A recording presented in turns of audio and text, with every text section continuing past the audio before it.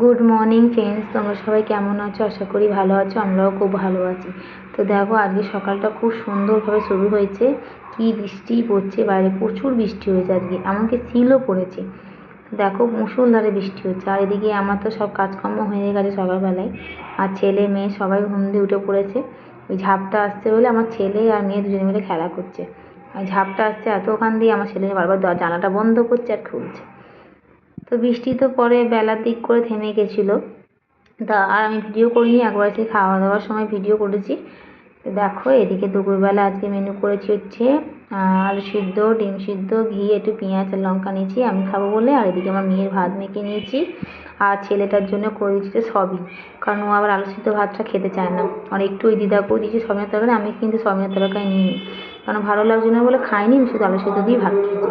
তো দেখো, সয়াবিনটা কি সুন্দর হয়েছে, পুরো মাংসের মতো কালার এসেছে। সয়াবিনটা কিন্তু খেতেও সুন্দর হয়েছে, ওরাই বলছিল, আমি তো খাইনি, জানি না। তো দেখো, সন্ধ্যাবেলা চাও বসিয়ে দিয়েছি।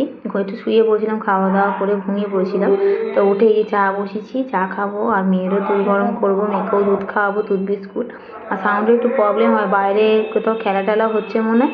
মাইক দিয়েছে তো পোস্টারে, মাইকের সাউন্ডটা প্রচুর আসছে। দেখো, মেয়ের দুধ এখনো গরম করিনি, কিন্তু করবো। তো দেখো, চা নিয়ে বসে পড়েছি আমরা, চা খাবো বলে। এদিকে আমি একটু নিমকি নিয়েছি, দিদাও খাচ্ছে চা, কিন্তু নিমকিটা আমি সাধারণত খাই, ভালোবাসি বেশি।